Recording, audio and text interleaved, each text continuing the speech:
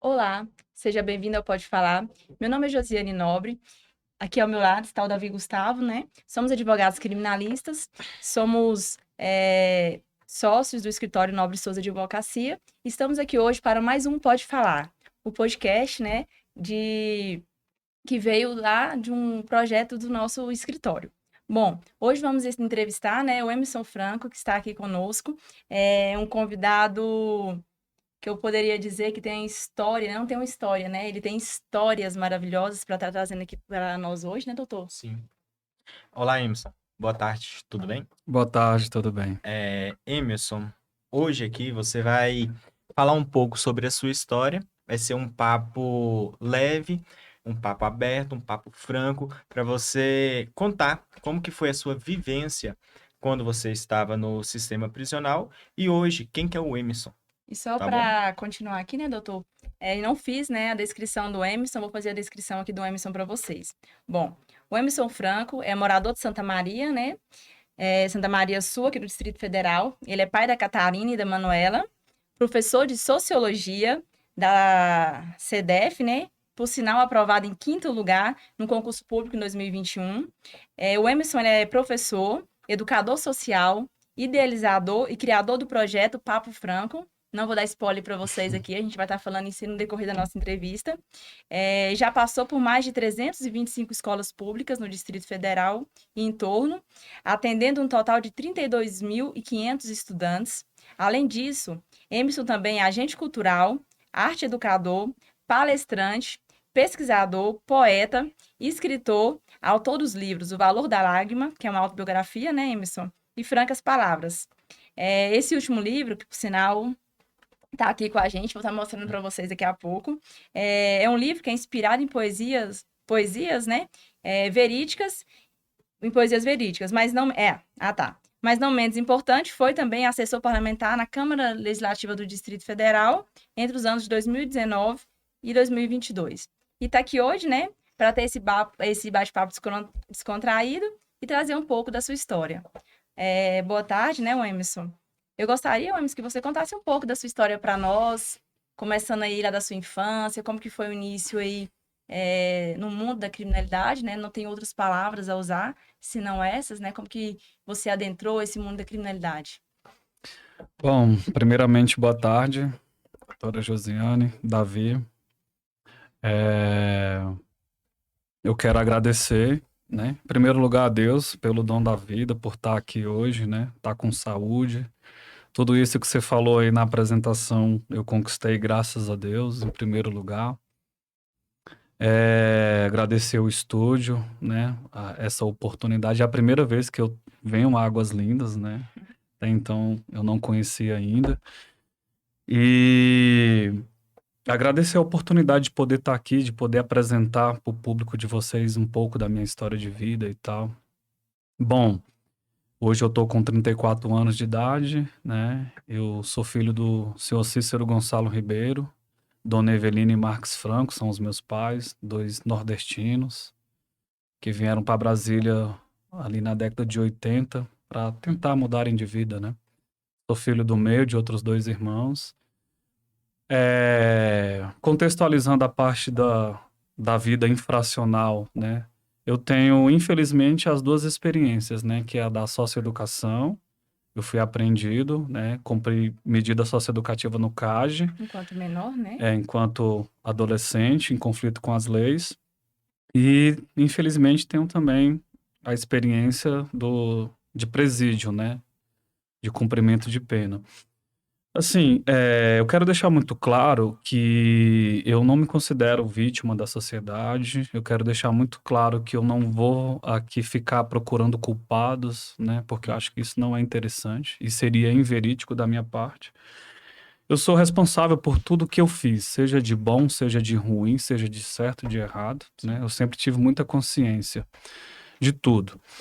Mas eu acho que num determinado momento da minha vida, que foi quando eu acabei me perdendo e indo para o mundo infracional e tal, eh, eu acho que algumas violências que eu sofri durante a minha segunda infância, entrando para a adolescência, Eu acho que isso, de alguma forma, acabou tirando o meu foco, o meu brilho de uma criança super inteligente que estudava bastante, honrava pai e mãe e tal. Eu acho que a partir desse momento eu acabei me perdendo e indo para o mundo infracional. Meu primeiro ato infracional foi um assalto à mão armada a uma lotérica. Eu tinha 14 para 15 anos de idade, isso foi lá em 2005, com outros dois adolescentes, né? Nós fomos para a DCA, da DCA nós descemos pro Cesame, do Cesame nós fomos pro CAD e cumprimos a medida socioeducativa, né, de 3 meses, por assalto à mão armada. Todos nós éramos adolescentes, basicamente a mesma idade, entre 14 e 16 anos de idade. E o CAD para mim foi um dos piores lugares, né, que eu passei, né, um dos piores lugares que eu já estive. Não me recuperou, assim como não recuperou os meus dois colegas, meus dois amigos. Um, infelizmente, não está mais aqui nesse plano terrestre. E há um contraponto muito importante aí que eu acho que é preciso falar também, é que eu sempre fui muito estudioso, né? Eu sempre gostei muito de estudar. Talvez seja por isso que eu consegui publicar 2 livros. Mas eu era muito rebelde, né? A minha família, eles não têm absolutamente nenhuma culpa de eu ter ido para o mundo infracional, né? Muito pelo contrário, né? A criação que eu tive de pai e de mãe sempre foi uma criação não a melhor, não a mais correta e não a mais excelente, mas a que era necessária para que eu me tornasse um cidadão, um homem de direito e etc. Mas infelizmente eu acabei me perdendo, né? E depois eu tive outras 2 passagens pelo sistema socioeducativo por tráfico de drogas. Aí eu retorno para as escolas, né? Eu sou de escola pública, eu defendo a educação pública, eu sempre estudei em escola pública. E aí, quando eu completei a minha maioridade, em 2007, né? Quando eu completo meus 18 anos, eu continuo no mundo do crime, depois que eu saio do CAD, depois dos cumprimentos de medida socioeducativa. Aí eu completo minha maioridade e aí eu vou parar no sistema prisional, né? Minha primeira passagem no sistema prisional foi em 2007, por Tinha qual idade? assalto. Eu tinha acabado de completar 18 anos, né? Eu sou de abril de 89, então em maio de 2007 foi a primeira vez que eu fui parar no sistema prisional por um assalto à mão armada. E aí eu fiquei menos de um ano, eu era réu primário, mas mesmo assim eu peguei uma sentença, né? Fui preso em flagrante e tal. E aí eu saio, fico um ano na rua, e aí em 2008 eu retorno, né, com outros crimes, como tráfico de drogas, corrupção de menores, formação de quadrilha, assaltos, e aí eu já estava sendo procurado, eu já estava sendo investigado. Eu moro até hoje numa região da Santa Maria que, infelizmente, a vulnerabilidade social é muito grande, né? Então, eu volto para o sistema prisional em 2008 e aí saio só em 2013. E aí todo esse período aí de 5, quase 6 anos, a minha realidade foi ali do sistema prisional, Papuda, PDF-1, PDF-2, núcleo de custódia, até 2016, que foi quando eu ganhei o meu perdão de pena e a minha comutação, né? Então, digamos que de 2007 até 2008, eu ainda fiquei 3 anos no regime aberto.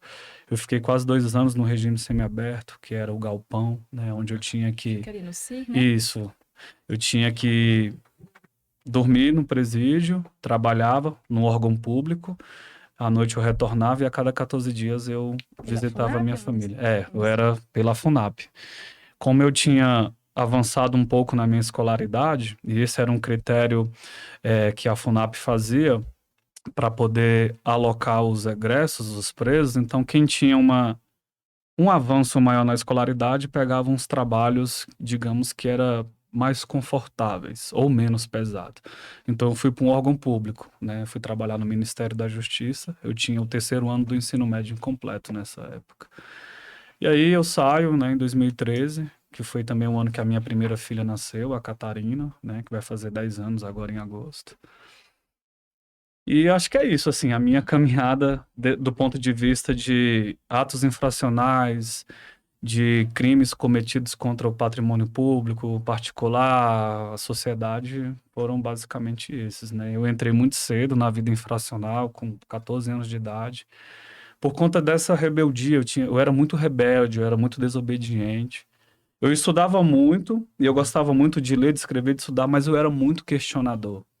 E o meu pai, pela criação que ele teve, que eu não posso julgar, ele achava que ele poderia educar e criar os seus filhos aqui na capital do país da mesma forma que ele foi educado naquele tempo. E aí é outro contexto, né? No São Nordeste. outras épocas e tal. Então eu era muito questionador, né? Fui o primeiro a me tatuar, fui o primeiro a furar a orelha, a pintar o cabelo, falava que não podia, que era proibido e nunca me dava uma resposta dizendo por quê. Era só não pode. E sei lá, eu queria ir além, questionar, criticar. Então acho que talvez A gente até isso. comenta muito lá no escritório, né, doutor, essa questão que jovens com esse perfil que você está falando, eu era muito estudioso, eu era muito curioso, que são grandes qualidades, por sinal, elas são jovens que acabam sendo um prato ali para a criminalidade, né? Porque o que a gente mais vê hoje, infelizmente, é o negro que não teve estudo.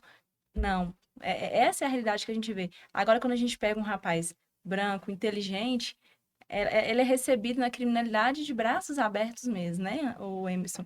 Uma pergunta que eu queria te fazer, você falou assim, que quando você foi para a FUNAP, você foi trabalhar no Ministério da Justiça, né? Aham. Como que foi, assim, essa recepção? Porque as pessoas olhavam ali, o egresso, né? A pessoa que está Uhum. ali se reinserindo novamente na sociedade. Como que você foi recebido? Não tem como eu falar do tempo que eu trabalhei na FUNAP dentro do Ministério da Justiça, Não um só órgão lá, né? público. Não só lá. Mas a minha receptividade, e aí eu não tenho como falar se não for de uma forma crítica. Uhum. Eu falo com muita gratidão, né, à FUNAP pela oportunidade, né, porque eu não tinha carta de emprego, né? Se você tivesse a carta de emprego, você trabalharia numa empresa privada com mais O que comodidade, é muito né? difícil, né, o Emerson, de conseguir. Sim, sim, é porque muitos empresários, assim, infelizmente, muitos não acreditam na recuperação, na ressocialização de uma pessoa que está saindo do sistema prisional. E aí, como vocês são da área do direito, esse termo ressocializar, que é um termo jurídico, né, é do direito, mas também é da minha área, né, da sociologia. Eu faço aí um questionamento também. Como que você vai ressocializar quem nunca foi Alguém, socializado, a gente fala né? muito isso. Como que você vai reintegrar quem nunca foi integrado? É igual chamar de reeducando que nunca foi Que nunca educado. foi educado. Então, assim, quando eu vou trabalhar no Ministério da Justiça, para mim foi um impacto, né? Caramba, né? Um egresso, indo trabalhar no órgão público, no Ministério da Justiça. Será se você bem recebido ali? É, como que foi a receptividade? Primeiro que eram vários homens e mulheres que estavam no cumprimento da pena, no regime semiaberto, e que trabalhavam dentro da FUNAP assim como eu, né? Uhum. E aí a grande maioria tinha um ensino médio incompleto ou completo, outros estavam fazendo faculdades e tal, mas era assim, a segregação era muito grande, né? A receptividade ela não foi nem um pouco positiva, porque eu não conseguia me enxergar dentro daqueles espaços, né? Primeiro que todo mundo sabia que a gente era da FUNAP, né? A gente era apelidado de os funapeiro, né? Então assim, a gente não compartilhava os almoços com as pessoas que lá estavam trabalhando, né? Os funcionários públicos. A gente não conseguia. Tinham pessoas que eram muito boas e que recebiam a gente super bem e que tratavam a gente com o mínimo de humanidade e civilidade possível. Mas a grande maioria, cara, assim, a gente ia para lá para não ficar preso. A gente ia para lá não era nem pelo salário, porque o salário, cara, é outra crítica que eu tenho que fazer, né? Era uma mão de obra barata, né? No primeiro momento, a gente não tinha acesso a um computador, né? No primeiro momento, a gente ficava meio que isolado, fazendo trabalho manual, sendo que a gente tinha inteligência e capacidade para fazer o mesmo trabalho que as pessoas que estudaram, que chegaram lá por meio de concurso público, sem desmerecê-las jamais, meus parabéns, mas a gente estava ali meio que ocupando um espaço para não ficar preso. Então, para o meu relatório subir para o juiz, à época da vara de execuções penais, eu tinha que trabalhar. Eu não tinha que ter falta, eu não tinha que ter atraso, Mas eu não tinha prazer nenhum de estar dentro do Ministério da Justiça, porque não existia civilidade, não existia ali, de fato, um acolhimento. A gente almoçava junto, todos os funapeiros, a gente comprava marmitas juntos, a gente descia, tinha os vendedores ambulantes que vendiam marmita, então era lá que a gente se via. A gente ficava se De certa procurando, forma, né? vocês não tinham acesso à sociedade Não, que, não que, tinha. no qual vocês estavam próximos a retornar, né? E isso, a gente não tinha um crachá, por exemplo, entende? Ali vocês eram tratados pelo número da matrícula ou não? É, o Oxe. número da matrícula, né? O egresso, o apenado, né? Por exemplo, várias vezes chegava para trabalhar e tinha uma pilha de processo, aí eu tinha que contar de forma manual. Falava, cara, velho, isso eu tô falando 2012, né? 2013. Não Enquanto tão que tinha distante. computador, né? Enquanto que tinha notebook, enquanto que tinha os trabalhos por meio da tecnologia que a gente poderia estar exercendo. Só que com muita luta é que a gente reivindicou e a gente passou a ter direito a um computador, mas era limitado o nosso acesso, né? Tipo, o acesso que as outras pessoas tinham, que não Acesso à eram internet. acesso à internet, era limitado, entende? Então, assim, e isso eu tô falando do Ministério da Justiça. Eu tenho vários casos aqui de outros órgãos públicos, de amigos que eram muito mais segregados, né? Que aí eu acho que é outro assunto, outra ideia. Emerson, voltando aqui, vamos falar sobre um assunto que é bastante interessante. Sistema penitenciário. Como foi o primeiro dia seu na prisão? Essa pergunta, cara, Porque assim, acredito que é algo que te marcou bastante. profundamente. Marcou você, marcou sua família. Profundamente. Então, é algo que a gente gostaria muito de saber. Sim. Primeiro, assim, a primeira vez que eu cheguei no sistema prisional, primeiro que eu comecei a ser torturado fisicamente e psicologicamente desde o momento que eu fui preso, né? Então, do momento em que eu fui capturado, que eu fui algemado, eu já comecei a ser espancado dali em diante. Então, já cheguei na 33ª DP de Santa Maria espancado, torturado, né? Sem poder ter nenhum contato com a minha família, Vai né? lembrar que é um direito. Vale lembrar que é um direito. E para ficar uma noite e um dia na cela da 33ª DP.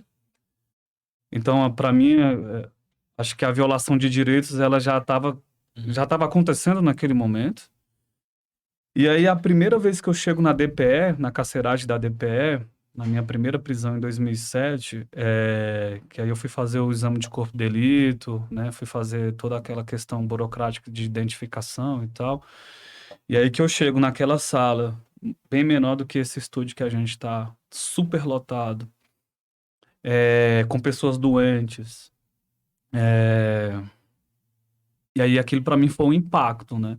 Porque por mais que o CAGE e as unidades socioeducativas que eu passei enquanto adolescente trouxeram impactos muito negativos na minha vida, mas nada que se comparar com o sistema prisional, né? Deixar isso muito claro. Uhum. Sistema socioeducativo é uma coisa, penitenciária é outra. Não dá para fazer qualquer tipo de comparação. E aí eu fiquei aterrorizado, assim, sabe? Com o que eu tava vendo ali. E aí, esperei 3 dias, porque eu fui preso numa sexta-feira, aí fiquei sexta, sábado, domingo, pra só na segunda-feira descer pra carceragem, pro CDP, né? Que é o Todo esse período provisório. sem contato com a sua família. Sem contato com a minha família, não pude fazer uma ligação. Não foi te dado esse direito? Não foi te comunicado? Não, a minha família soube que eu estava preso, né? Eu, no Mas não momento, pela delegacia. não pela delegacia, pelo Estado, né? Como eu fui preso perto da minha casa, então os transeúntes, os vizinhos, algumas pessoas que me conheciam, comunicaram a minha família e tal. E aí a minha família apareceu um tempo depois na delegacia, o meu pai e tal, mas nada disso por intermédio do Eu Estado. posso só te fazer uma pergunta Claro, nesse um claro. adendo aqui? Você falou do corpo de delito que você foi torturado, né? Aham. Esse corpo de delito, ele é feito antes ou ele foi feito pós essa tortura? Ah, pós? Pós, né? Bem pós. Porque assim, é algo que a gente vê, né? Que acontece muito. As pessoas falam, eu fui torturada. Aí muitas pessoas que não têm conhecimento de como que funciona falam, pô, mas fez o corpo de delito, não apareceu? Não. O corpo de delito é feito e esse tipo de situação, elas ocorrem após isso aí. Eu lembro que que um dos policiais que me prenderam, ele me espancou tanto, ele me bateu tanto no lugar que a gente foi capturado por meio de denúncia, que ele tirou sangue da minha boca e quando ele estava me enforcando dentro do cubículo, sujou a farda dele. E aí depois que ele percebeu que a farda dele estava suja, e aí ele colocou o dedo na minha cara e falou: "Ó, o que que você fez na minha farda, vagabundo?" E aí ele me deu um tapa na cara. Isso eu algemado para trás, sem apresentar Sem nenhum reação tipo, nenhuma. nenhum risco, nada. E aí eu me lembro perfeitamente disso. E aí o que que deu esse exame de corpo de delito? Nada. Porque, cara, acho que nunca dá nada, sabe, pro Nunca. Estado, É né? porque você não fala, né? Não chega ali perante ao médico e fala, olha, eu fui agredido. Muitas É, vezes passa ali uma vista grossa, né? sim, sim. E eu cheguei visivelmente espancado, olho roxo, boca sangrando, cara inchado. Eu apanhei muito, cara. Eu acho que eu só parei de apanhar quando algumas pessoas começaram a filmar e começaram a questionar aquele comportamento dos policiais, né? E aí começou a chegar bastante gente, não sei o quê, e foi virando aquela, né? Foi dando aquela repercussão. E aí eu acho que eles perceberam, né? Que eles estavam ali cometendo vários crimes, sim, né? Sim, crimes. Violando as leis. Aí eles me levaram para delegacia. Mas do momento em que eu fui preso até o momento em que eu cheguei na delegacia, isso passou mais de 1 hora de espancamento, entende? Uhum. E aí, quando eu chego, terminando de responder essa pergunta, quando eu chego na carceragem do CDP, aí pra mim, cara, pra mim, essa lembrança vai ficar marcada na minha vida, porque era uma cela que tinha capacidade para 10 homens, só tinha 10 camas e tinha 43 pessoas comigo, né? Isso se chama encarceramento em massa. E o único espaço que tinha para eu dormir era do lado do banheiro. Então, eu ficava com parte do meu corpo para dentro do banheiro. Não tinha espaço para mais ninguém dentro daquela cela. E aí aquilo marcou para sempre a minha vida. Era um depósito humano. E nesse momento, o que que passava na sua cabeça? Caras, assim, Arrependimento? muito, muito. Eu chorava muito. Eu era muito novo, assim, 18 anos, recém-chegado no sistema, né? A maioria dos caras que estavam lá já era bem mais velhos e tal, então eu achava que eu não ia sair vivo lá de dentro, né? Eu fiquei uns 3 dias sem me alimentar, sem beber água. Ali se ficar sem alimentar porque eles não forneciam Não ou forneciam, mas aquela comida, ela não, tipo, ela é de péssima qualidade, fato, sempre foi. E porque eu não conseguia sentir fome, eu tava sentindo muitas dores, né? Tipo, pelo meu corpo devido o espancamento, as torturas e tal. E eu não conseguia sentir fome. Eu não conseguia ter vontade de comer. Acho que só no terceiro dia que eu fui comer, porque eu precisava comer, porque eu estava muito debilitado. Aí que eu fui me alimentar. Mas todo mundo sabe que a alimentação lá, cara, é de péssima qualidade. Todo mundo sabe que todas as celas estão superlotadas. Mas o que sai na mídia não é isso, né, mãe? É, né? Sai que o gasto diário ou mensal por um preso aí são valores exorbitantes que a gente sabe que recentemente, salvo engano, hum, falaram que são R$ 12 por preso. R$ 12 diário ali a questão da alimentação. É, isso é o que eles falam, né? Eles falam, é pouco também, segundo acontece eles falam muitas assim. Sim. vezes assim de nós e atender algum cliente, né? E já aconteceu, né, doutor, uma situação um dia que eu estava próximo à chegada ali dos alimentos. Aham. E na hora que eu saí de lá, que eles abrem ali para fazer o confere, né, para Uhum. passar a, a comida, né, para abrir tudo, e eu tava lá, tava dentro do carro, né, Sim, doutor? sim. O Davi havia saído, eu atendi, eu tava esperando ele sair para eu entrar. No que ele saiu, eu tava fazendo ânsia de vômito. Só de sentir ali. Sim. E eu não consegui almoçar naquele dia, né? Uhum. Eu não consegui. E, Eu fiquei uma indignação assim. e era muito assim, como que funcionava? 6 horas da manhã a gente recebia o café da manhã, Ah, que era um pão de péssima qualidade, um leite com café de péssima qualidade. E 11 horas a gente recebia o almoço e 3 horas da tarde a gente recebia a janta. Aí a gente tinha duas opções, só poderia fazer uma escolha. Ou a gente jantava exatamente no momento em que a comida chegava, 3 horas da tarde, e quando fosse 7 horas da noite a gente estaria com fome, porque não tinha nenhuma outra refeição. Café da manhã, almoço e janta. E se a 3 gente... refeições. 3 refeições. E se a gente deixasse para jantar, tipo 7 horas da noite, no horário cultural brasileiro, a comida ela tava estragada, azeda. Então a gente tinha que comer na hora que ela chegava. Porque se passasse um certo tempo ali, vou deixar para comer mais tarde, ela estava, cara, não tinha como comer. Você já chegou a encontrar bicho? Já, Que é carne muito... com sangue, né? Porque era uma comida vaporizada, né? Então era uma comida quase que crua, né? Cabelo, barata, inseto, dente, Dente? Dente? dente. Já chegou comida pra gente, pra nossa cela com dente. Essa é nova.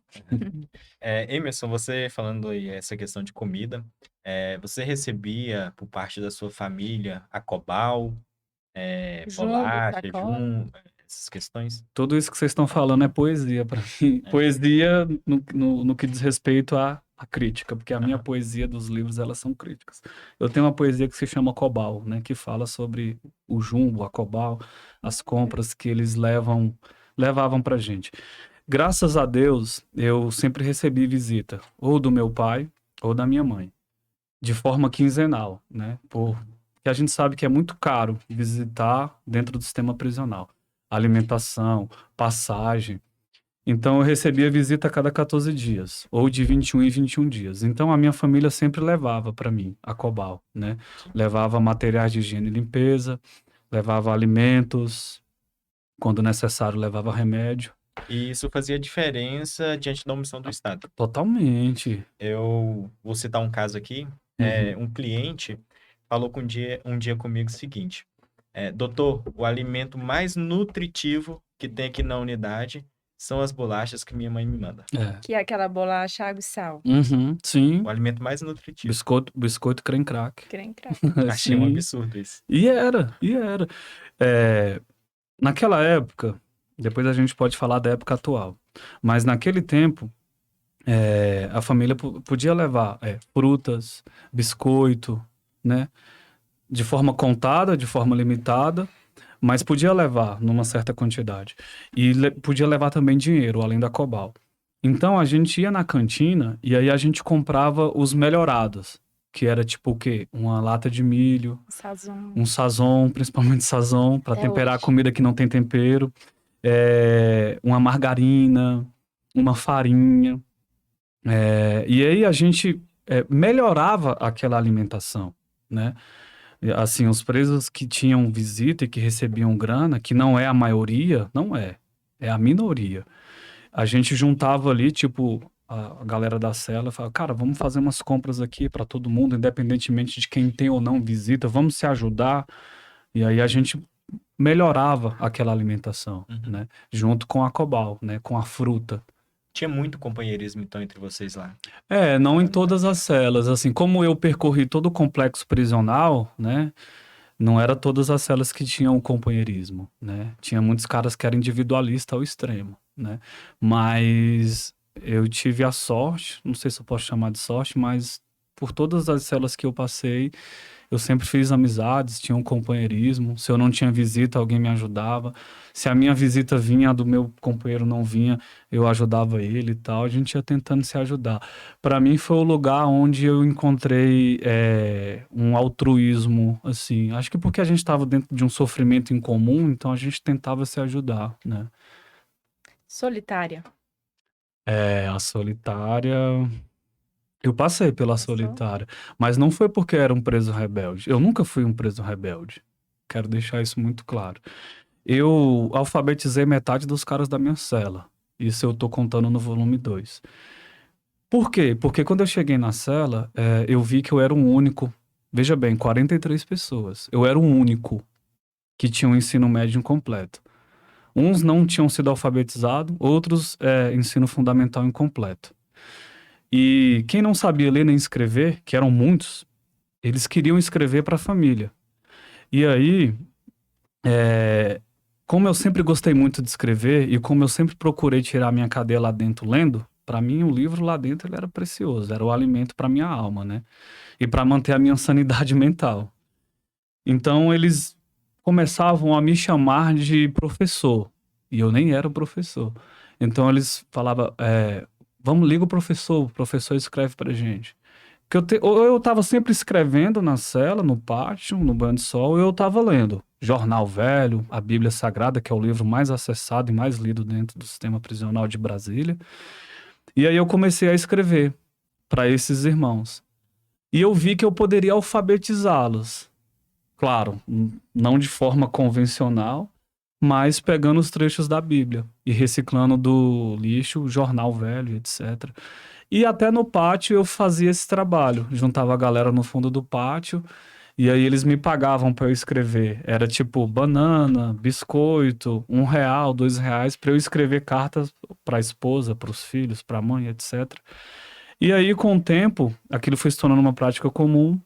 E aí os agentes, sem me perguntarem, simplesmente me acusaram de estar praticando motim dentro do sistema, né? E eu não consegui provar de que eu estava apenas fazendo o que o Estado deveria fazer, que é o direito à educação. E aí eu fiquei na solitária, né?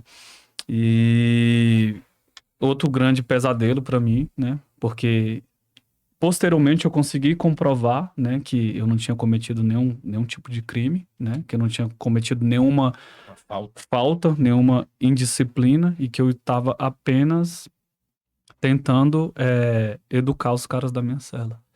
E aí depois me tiraram, quando me tiraram da solitária já tinha passado quase 10 dias. E aí como é que você prova que você é inocente? Só fui conseguir isso quando eu desci pro semiaberto para poder limpar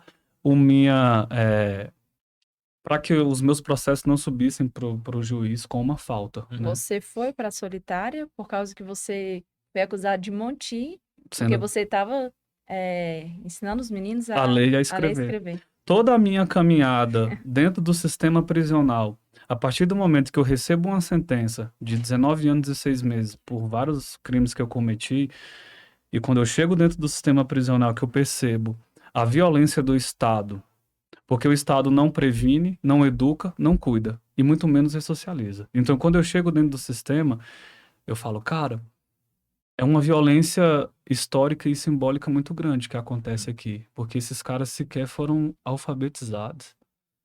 E aí, como eu tinha minimamente um certo discernimento, eu falei, cara, eu vou ensinar esses caras a ler e a escrever. E teve vários caras que eu consegui. Mérito meu, jamais. Mérito dos caras. Porque como a ociosidade lá era muito grande, era 1 hora de banho de sol e 23 de tranca. E não era todas as celas que tinham televisão. Me lembro perfeitamente que na Copa do Mundo de 2010, a primeira coisa que fizeram foi tirar as telas da gente pra gente não assistir a Copa, né? E por qualquer motivo, eles tiravam a televisão. Eles achavam que a televisão era um favor que eles estavam fazendo, ou era uma regalia. Ou as visitas, né? Ou as visitas. E aí, como que você sobrevive numa ociosidade muito grande? Aí foi aonde eu escrevia pros caras. Os caras sentavam do meu lado, mano, quero escrever pra meu companheiro. Só que aí, um belo dia eu virei pra eles e falei, eu não vou mais dar o peixe pra vocês, eu quero ensinar vocês a pescar. Então, quem quiser aprender a ler e a escrever, senta aqui do meu lado. O lápis era improvisado de palito de fósforo, porque quando chegava uma caneta Bic lá, era 50 conto, né? Então, tipo assim, E o papel? o papel, ou a gente pedia para a família trazer, e nem sempre a família conseguia trazer, porque o Estado, os agentes barravam logo na entrada. É igual a questão do livro. Eu sempre pedia para minha mãe levar livros para mim, né? Literatura brasileira, romance, os grandes revolucionários, as guerras e tal. Eu sempre gostei desse tipo de literatura. Nunca entrava. Nunca. E qual que era a justificativa? A justificativa era que aquele tipo de conteúdo não podia entrar dentro do sistema prisional. Esse livro mesmo aqui, uma amiga minha que está com o filho preso, ela falou que a primeira coisa que fizeram foi rasgar a capa. E falaram, esse livro não vai entrar. Mas eles rasgaram a capa? Rasgaram a capa e devolveram para ela o resto que sobrou do livro. Eu tentei levar esse livro pro meu irmão e também não entrou. E é porque eles não leram nem o conteúdo. Eles leram o conteúdo aí que não vai entrar mesmo. Você trazendo essa visão aí do Estado, você acredita que o Estado, ele pune ou vinga a pessoa? Vinga. Vinga Ele vinga. Ele pune e vinga ao mesmo ao tempo. mesmo tempo. Porque quando que o Estado apareceu para mim e para os meus amigos? Ele apareceu quando foi para punir a gente. Aí ele apareceu de forma efetiva, de forma eficaz, prendeu, puniu, condenou. Ilegal por muitas vezes, né? Sim. Então, assim, além dele prender e dele punir, ele vinga, velho. E vinga só você ou vinga também acaba refletindo da sua família? Totalmente, totalmente. A família, ela é uma extensão do cumprimento da pena, né? Isso eu falo em todos os espaços. Porque agora não. Agora já tem as máquinas de que a família passa, né? Detector de metal e tal, e não Body precisa scanner. mais, Body o scanner. scanner, não precisa ficar mais completamente despida. Mas na minha época, a minha mãe, assim como todas as outras mulheres e homens e visitantes, passavam por aquela revista humilhante e vexatória. Abaixava 3 vezes e tinha que provar que não estava transportando eh, nenhum tipo de entorpecente para quem estava lá dentro, para o seu familiar. Quem estava preso por tráfico de drogas, a família constantemente era tirada e levada para o IML para fazer um exame mais detalhado, porque na cabeça dos agentes, eles imaginavam que aquela pessoa estava levando droga para o familiar que estava preso, porque o cara estava preso por tráfico de drogas. Olha o pensamento, cara. E na prática, o que a gente vê, né, é que muitas vezes entra Sim, a droga, entra a arma, entra o celular. Só que o que acontece? Nem sempre esses objetos, eles entram pelos familiares. cara, hoje, assim, a minha humilde opinião, Nem sempre. na minha humilde opinião, hoje, enquanto visitante do sistema, eu digo que é quase impossível a visita entrar com alguma coisa do tipo. É quase impossível. Do modo convencional que é, entrando, passando pelo scanner e todo, além do scanner, chega lá na frente ainda, se eles não forem com a tua cara, eles ainda te tiram para querer fazer uma revista mais íntima. Então eu digo que hoje, na minha humilde opinião, é quase impossível por meio da família entrar droga lá dentro. Por outros meios, que aí também não sei se convém falar aqui, acho que não, É, né? Que eu não, posso sofrer sérias é. consequências. Pois É. é. Vamos lá. E doenças? Você ficou esse período aí preso lá. A gente tem algumas doenças, né? Que é, como a gente atua, a gente acaba sabendo quais são Uhum. as doenças mais comuns ali. Você pegou alguma doença? Quais são as doenças que você mais vivenciou? Assim, eu, graças a Deus, não peguei doenças muito sérias, assim, mas eu convivi com pessoas com tuberculose dentro da cela, que é uma doença muito comum Muito comum, né? por conta do lugar insalubre, né? Da falta de higiene, etc. Então, assim, eu tive muita gripe, eu gripei muito, febre, garganta inflamada, peguei muita micose, assim, Pega muito problema na pele, né? na pele, muita doença de pele, precisei de dentista, E e assim, teve? não tive.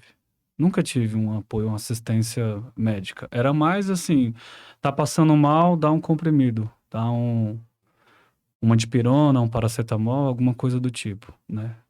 Mas eu convivi com pessoas que tiveram doenças muito graves, né? Que tinham problemas de saúde que precisava ser tratado urgentemente e não era tratado. Já presenciou alguém falecer por causa de falta de atendimento médico, de assistência médica?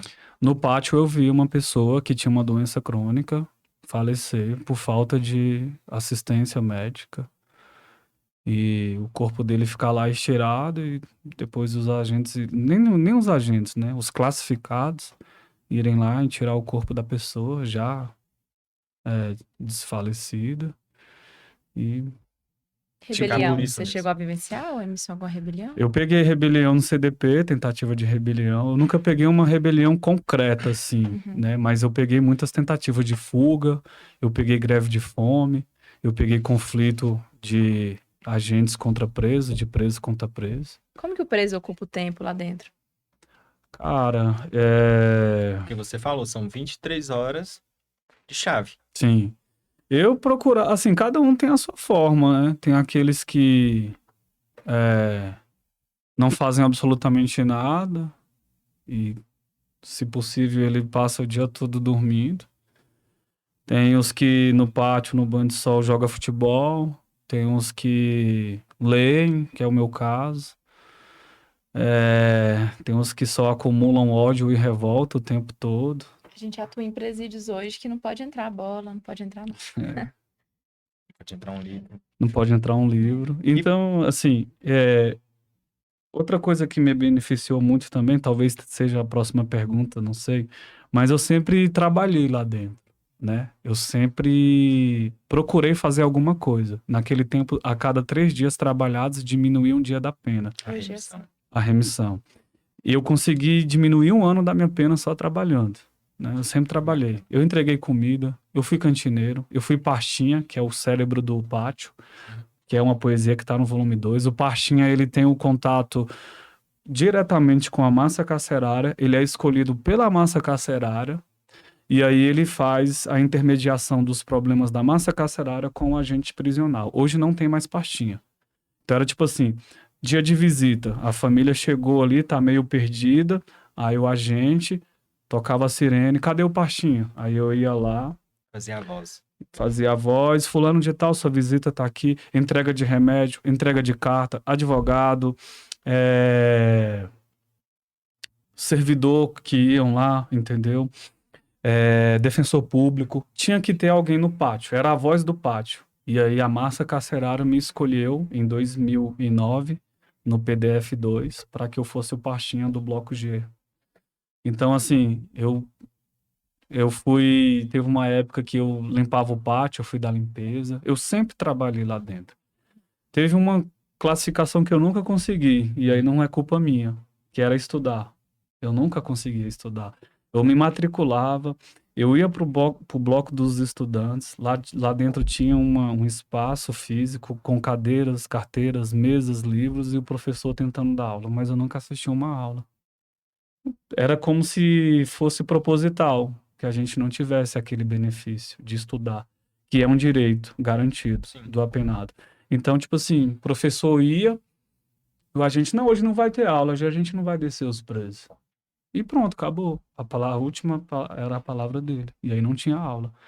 Aí o professor tentava mandar o conteúdo pra gente, impresso, quase nunca chegava, né? Por que Então, você acredita que... porque eu acho que o Estado, ele não é interessante pro Estado.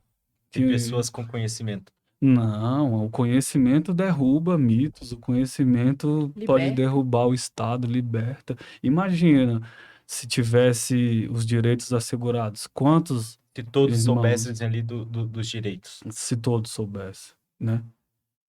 Aí, imagina quantos espaços públicos a gente não iria ocupar, né? Sim. Imagina se hoje o sistema penitenciário brasileiro, que diga-se de passagem é o terceiro maior do mundo, atrás apenas dos Estados Unidos e da China, nós temos a terceira maior população carcerária do mundo. Se de fato o Estado se importasse com prevenção e conscientização, a gente não estaria ocupando essa triste posição, né?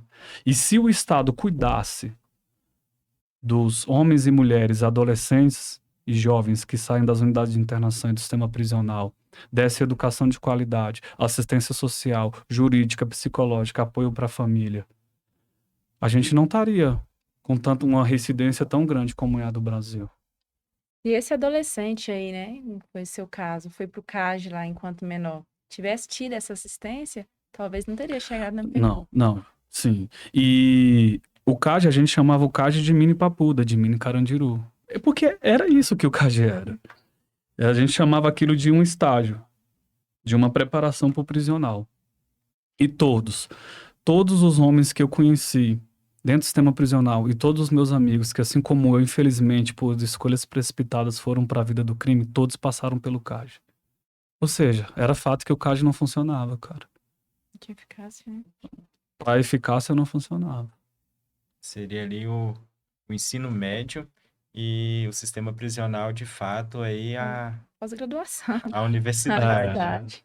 E é isso, assim, cara, Você E o que que você aprendeu nesse período?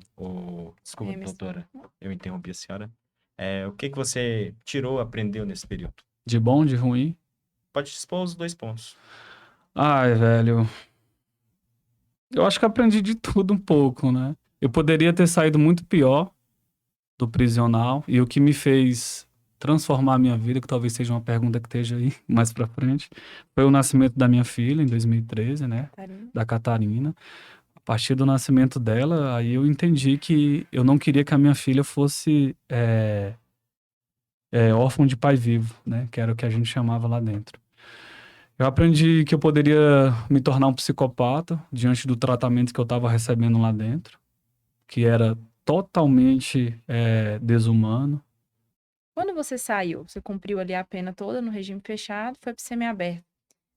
Ali, você já saiu com essa vontade de mudança ou não, Emerson?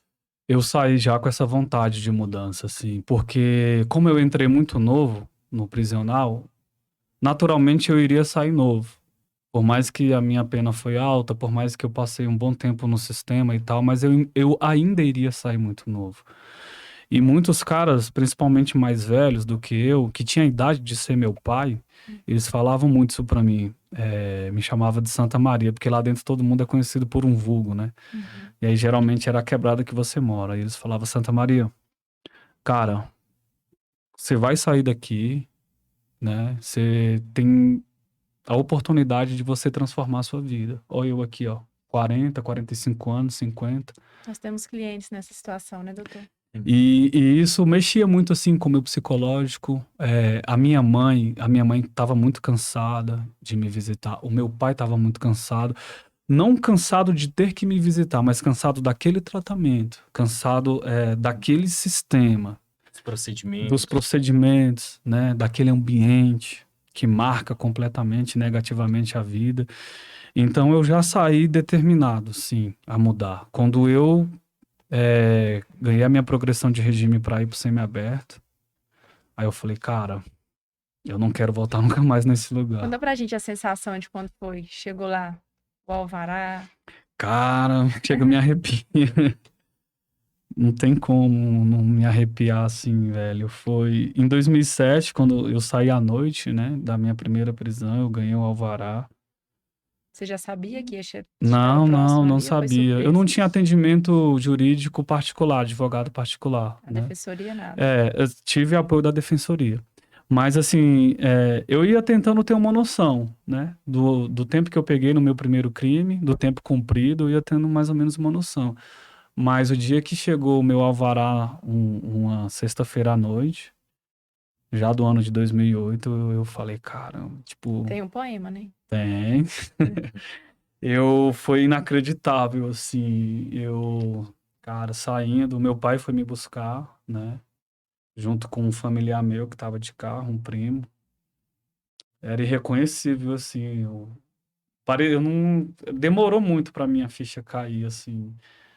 E o contato com esse mundo externo? Porque Ah, Esse você. tempo todo preso, É, né? assim, o contato, eu fiquei muito perdidão, muda assim. muita coisa, né? Nossa, totalmente. Uma árvore que arrancaram na rua e eu falava, cara, tinha uma árvore aqui. A EPTG, eu não sabia o que era a EPTG, né? Que é a Uhum. principal via ali que corta o CIA e pra gente que saía do galpão e ia precisava pegar um transporte para chegar em casa, a gente tinha que ir para a IPTG, os caras falavam, cara, é a IPTG, o cara, o que que é IPTG? Eu não sabia exatamente aonde eu estava, porque a gente era transportado em carro fechado, né? A gente não tinha e tal. Eu tive a noção que eu estava passando pela JK porque os agentes comentavam assim, né? E JK que você a fala. ponte, né? Ah, tá, a Saindo do ponte. Aham. presídio, né? E indo para fórum, por exemplo, indo para julgamento, ou sendo levado pro galpão lá no CIA. E aí eu falava, cara, eu ainda vou vir aqui nadar nas águas do Lago Paranoá e tal, né? Mas, assim, até eu me sentir seguro de andar na rua, eu saí com muito medo, A né? comida, quando você saiu, qual foi a primeira comida que você comeu? Você A consegue minha, recordar se tinha um sonho?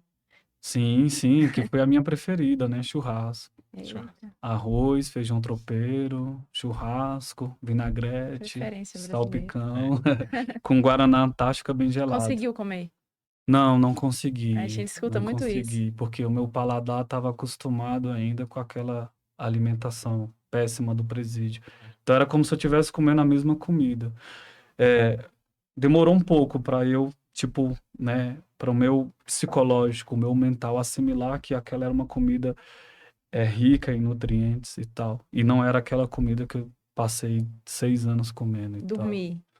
Não, até hoje, Tem acreditem. reflexos ainda? Tenho. Tem outra poesia, cara. Me desculpa, mas tudo é poesia. Mas no volume 2 tem uma poesia chamada Até Hoje, Até Quando? Pelo menos isso a psicologia pode explicar. Até hoje, pelo menos, sei lá, uma vez por semana eu sonho que eu ainda tô preso. É muito louco isso. É muito louco. E como são esses sonhos? É muito real, assim. Como se de fato você Como estivesse se lá dentro. de fato eu ainda estivesse preso. E, né, até hoje eu faço acompanhamento psicológico e tal, porque é um trauma, né? Aham. Fiquei até curiosa. Você falou que você visita, né, Uhum. o seu irmão. Visito meu irmão. Como que acontece essas visitas? Porque cada vez que você entra ali, você meio que revive tudo que você passou. São Deve ser muitos muito difícil, gatilhos. né? São muitos gatilhos. Porque o meu irmão, ele tá no mesmo bloco, mesma unidade prisional, só muda o pavilhão, que eu estava anos atrás. E eu tive que pagar um advogado para fazer uma petição, para conseguir convencer e provar que eu tinha, sim, o direito de visitar o meu irmão. Então, eu tive que recorrer à assistência jurídica e tal. Que é um absurdo também, É, né? porque no primeiro momento a juíza negou o direito, né, de eu visitar o meu irmão. Mas assim, tem 2 anos e 3 meses que o meu irmão tá preso, tá na PDF2. E tem só 1 ano que eu visito ele, porque o primeiro ano a juíza não permitiu, não liberou. Então era a minha mãe que visitava. Hoje a gente fica revezando. Uma visita vai minha mãe, outra visita sou eu que vou. E da sua época pra hoje? Mudou muita coisa no sistema? Totalmente, cara, totalmente. É melhor. Melhor? Os caras estão passando fome, velho. É verdade. Os caras estão passando fome. Fome. E aí, se vocês me permitem, eu quero falar rapidamente sobre isso. Não tem banho de sol. Não tá tendo banho de sol. É quando eles resolvem dar. Cortaram a cantina.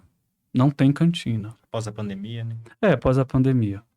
Questões pandêmicas que eles alegam, né, até hoje o reflexo. A visita na minha época, ela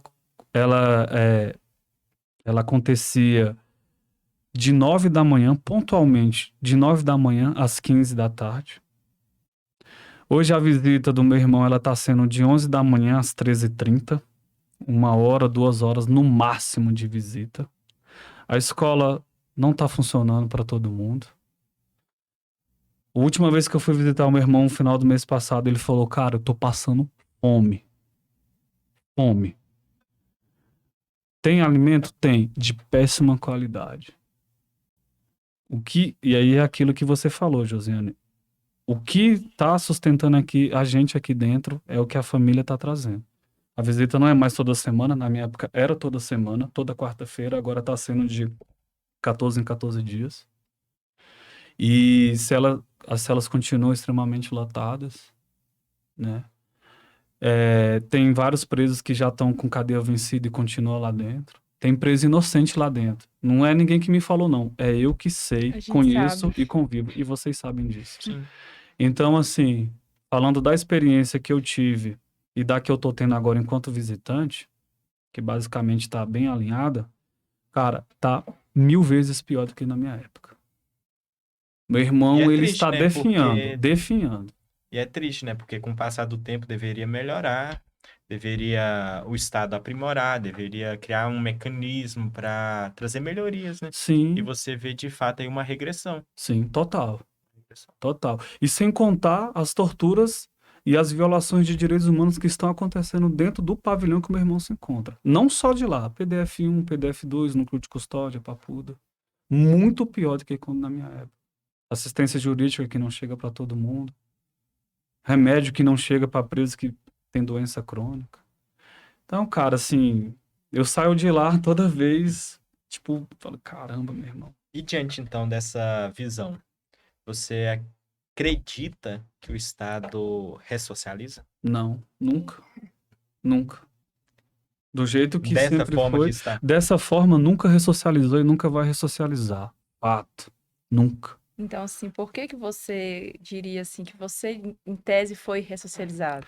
Porque eu dei o primeiro passo, né? Não foi pelo Estado. Não, jamais. Se fosse para esperar algum tipo de ressocialização por parte do Estado, para trabalho, para estudo, para ser aceito novamente ao seio da sociedade, nunca teria conseguido.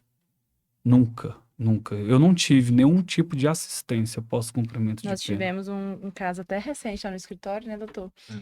E foi uma situação de um cliente que saiu, inclusive, de lá, acho que foi da CDP, não sei onde que ele estava. Ali na Papuda, ele saiu e ele nos ligou. E a gente conseguiu, né, ter contato com ele assim que ele saiu. E ele falou como estava a situação na casa dele. Por mais que, igual você falou assim, tem a questão da fome que estão passando lá, só que na casa dele a situação estava igual ou pior do que lá. Uhum. E na época eu e o Davi ficou pensando muito o que que a gente podia fazer ali para Foi. mudar aquilo ali. Fizemos o que estava ao nosso alcance naquele momento. Menos de um mês ele voltou. Mas assim, o que que a gente vê? Volta porque não teve uma preparação para sair. Não teve ali um preparo, não teve uma instrução, não foi, Que por é falha exemplo, do Estado. Sim, profissionalizado ali dentro do sistema sim. penitenciário para sair com uma profissão para poder ajudar a família aqui fora. Uhum. Como que ele Aí, vai sair para trabalhar se ele ficou ali, às vezes, 5, 5, 6, 6 10 anos. anos? Como que ele Sim, vai trabalhar? Ele não sabe fazer sim. nada. E os trabalhos que tinham dentro do complexo prisional não era para todo mundo. Era tipo, se você tem dinheiro e tem um bom advogado, você paga, ele faz um pedido, aí você consegue. Aí eu cheguei lá, 2007, 2008, eu vi os caras costurando bola com a mão. Falei, caramba, velho. Não imaginava que ainda se costurava bola com a mão. Aí tinha trabalho de marcenaria, serralheria, carpintaria, do plantio. E tentava ir para esses trabalhos, para trabalhar e ter remissão, mas eu nunca conseguia ir. E não tinha um curso profissionalizante. A escola não funcionava. Não tinha um curso de capacitação. Então eu encontrei muitos caras lá dentro que falavam, cara, eu tô sim cansado desse sistema, eu quero sair daqui e eu quero mudar de vida. Mas o que que eu sei fazer? O que que eu aprendi a fazer aqui dentro? Nada.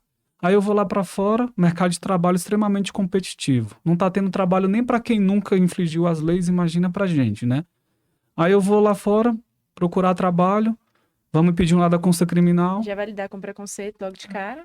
Eu tenho aqui várias situações que eu poderia trazer para vocês a respeito de trabalho que me foi negado, de processo seletivo, de passar na entrevista, de passar nas provas e chegar na parte da entrega de documentação e Exigiu exigir o nada consta e eles me falarem a gente te liga.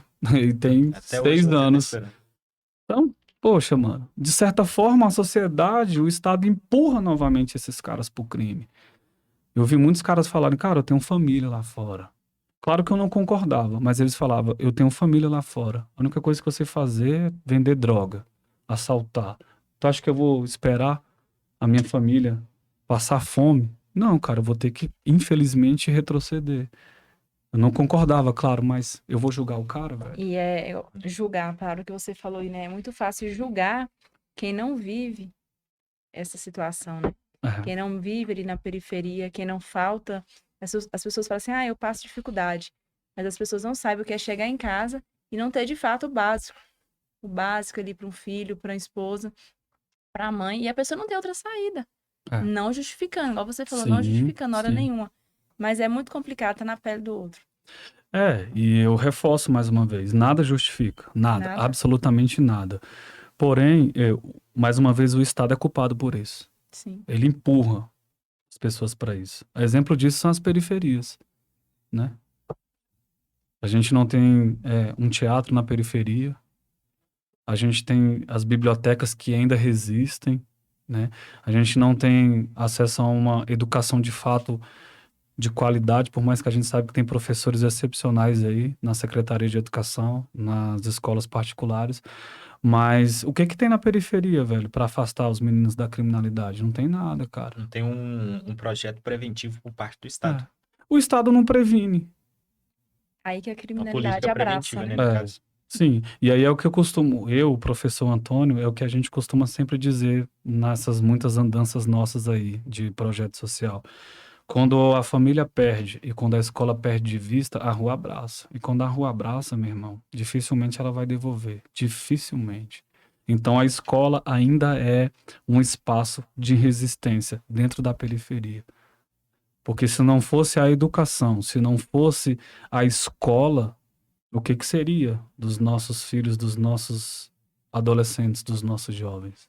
É uma coisa que é tão complexa, até da gente estar falando aqui, mas é a realidade. É igual quando a gente entra na periferia, na favela, e vai falar mal de uma facção. É tão complicado. Porque que acontece? A facção, por muitas vezes, abraça A Sim, essas sociedade. causas, né? Essas sim. causas aí que deveria ser o Estado que deveria estar fazendo. Por muitas vezes as facções vão ali e abraçam. E aí, o que você vai falar para essas pessoas?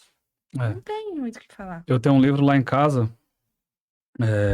CVPCC, o livro escrito pelo Caco Barcelos. E ele fala isso, né? Que quando surge a organização, o estatuto, a sua preparação, as suas diretrizes, cara, muito, muito bem estruturado e muito bem eficiente. Que se você pegar, você fala, cara, isso daqui era o papel do Estado. Constitucionalmente falando, era o Estado que deveria fazer. Então, assim, é muito delicado realmente falar de uma facção, porque ela leva minimamente dignidade para as pessoas que nunca tiveram dignidade por parte do Estado. É verdade. E nesse período que você ficou preso, Emerson, você perdeu algum familiar? Eu perdi o meu tio, irmão do meu pai, Valdeci, foi a principal perda que eu tive, assim, familiar, né? Teve a possibilidade de ir ao velório dele? Eu fui porque eu tava no semiaberto, né? Ah, sim. Eu fui, mas não foi por parte do Estado. Eu tava trabalhando e aí eu arrisquei rodar no Confere, eu não poderia ir, né? Que o Confere sempre passava para saber se a gente estava, né, no trabalho, e aí eu soube da morte, do horário do sepultamento, peguei e fui. Por minha conta. Mas não pelo Estado. Certamente, se eu tivesse preso, eu não teria conseguido ir. Não. Não E teria. amigos? Você chegou a fazer amigos dentro do sistema? Ixi, muitos. Amigos mesmo. Você levou, trouxe pra Muitos. vida aqui fora. Trouxe. Não sei se eu posso falar o nome dele aqui, mas Eles... não o pode. Guilherme Gebrim, né? Não tenho mais notícia dele. Ele é um goiano, né? O que eu tenho quase de vida, ele tem só de encarceramento. É um senhor já, praticamente. Ou, assim, meu maior amigo, assim, de todos os que eu fiz, né? O Guilherme foi um pai para mim, foi um companheiraço, me ensinou muita coisa. Assim como muitos outros que eu fiz lá dentro. E dentro do sistema prisional, eu encontrei os caras mais inteligentes em toda a minha vida, foi dentro do sistema prisional. Caras talentosíssimos, inteligentíssimos, que sabem se expressar muito bem, que têm um nível de criticidade muito alto. Poderia não ter estudo nenhum, mas eram caras extremamente inteligentes. E que eu levo pra vida, assim. Eu fiz irmãos lá dentro, não fiz amizades, amigos, eu fiz irmãos. Eu ajudei muitos caras, sem ter minimamente um conhecimento jurídico. Pegava aqui a citação do cara, lia, tentava instruir a família e tal. Uma ligação que eu fazia quando eu tava no semiaberto pra alguém que tinha perdido o saidão, a família, cara, obrigado por isso, como que eu faço pra te recompensar, alguma coisa do tipo e tal. São pessoas muito gratas, né, Não, doutor? A demais. gente convive muito, né, com os familiares Aham, e a gente vê a gratidão. aham. Você falou, e aí, era até uma pergunta que eu ia te fazer mais na frente. O que você tem a dizer em relação ao poder das escolhas mesmo, das pessoas, né? Quando você fala assim, eu convivi com pessoas muito inteligentes, Aham, talvez até com QI aí um pouco elevado. aham. O que você tem a dizer é o poder das escolhas dessas pessoas. Ai, velho, assim, é muito complicado, assim, falar de... Eu queria ter tido esse poder lá atrás, Lá né? atrás. Claro, mas aí não... O tempo, ele é inegociável, né? Mas quando eu encontro algumas pessoas que passaram pelo sistema e que puderam ter as suas vidas transformadas, que escolheram o caminho da educação, ou da profissionalização, do abandono da criminalidade, e que de alguma forma eu posso ter participado, eu fico muito honrado, assim, com isso, sabe? Tipo, hoje o que eu tento fazer por essa nova geração é o que não foi feito pela minha, sabe? Tipo, na minha época não chegou ninguém para contar, assim, uma história de vida, para me acolher, para trocar uma ideia, para ir na escola, né? Cara todo tatuado de Pra te dar brinco, voz. para me dar uma voz, né? Para me incentivar, para ter outras perspectivas e tal. Nunca teve. E aí, quando eu vejo pessoas da periferia vencendo, né? É muito. É gratificante, assim, é inspirador, né? Me faz acreditar de que eu tô no caminho certo. Porque o tempo que eu perdi, ele não volta nunca mais. Não tem como recuperar o tempo perdido, mas tem como superar, que é o que eu tô tentando fazer. E se eu conseguir ainda conscientizar outros jovens e outros adolescentes a fazerem escolhas corretas, né? Para estudar, para se formar, para adquirir conhecimento, para construir família, eu vou ficar extremamente Você feliz. fala com emoção e a gente vive muito isso, né, Davi? Uhum. A gente tem ainda é nosso cliente no escritório que passou por todo esse processo aí que você vem passando. E, inclusive, essa semana, ele publicou lá na internet um vídeo dele trabalhando. E, Aham, e eu quase chorei na hora, né? Eu Sim. mostrei, o Davi não tinha visto ainda, eu peguei o telefone, Davi, olha isso aqui. E, e na hora eu me emocionei tanto. Aí na hora eu só falei com ele, pô, é isso aí, continua, vai dar certo. E, e aí, de fato, a gente emociona, a gente fica sim, feliz nessa mesma intensidade que você, como você fala, com essa voz doce, né, dessas situações. aham. A gente, de fato, fica muito feliz, porque infelizmente é a minoria. A minoria, Infelizmente é a minoria. infelizmente, infelizmente.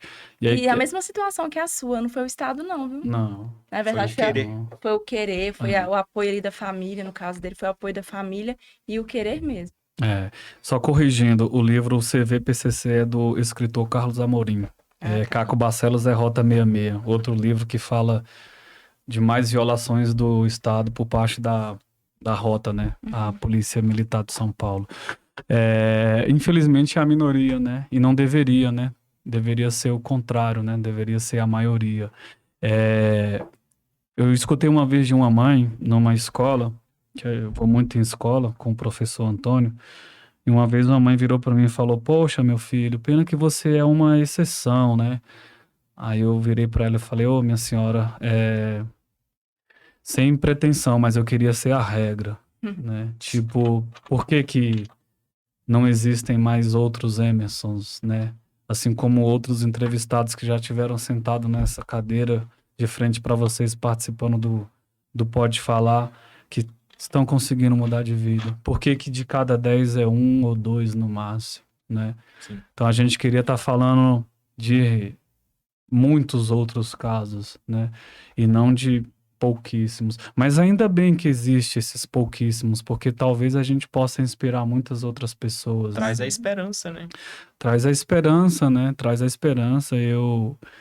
Eu lembro que quando saiu uma reportagem minha recentemente pro jornalismo local, passou na televisão e os caras lá do presídio assistiram, né? E aí na outra semana eu fui visitar o meu irmão e aí eu cheguei lá, os caras estavam tudo me cumprimentando, falando: caramba, nós te vimos na televisão. Até os agentes, né, vieram falar comigo. Você é o cara que apareceu na televisão, né, e tal. Eu falei: sim.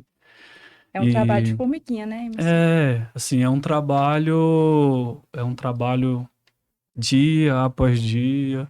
Eu nunca falo que eu estou 100% recuperado, porque todo dia é uma recuperação diferente, todo dia é vencendo uma batalha diferente. Talvez eu possa me tornar doutor em sociologia, um grande mestre, mas eu sempre vou estar em constante evolução. Eu nunca posso chegar num espaço e falar que eu estou 100% recuperado. A recuperação ela é diária, é todos os dias, né? Porque eu passo vários perrengues todos os dias.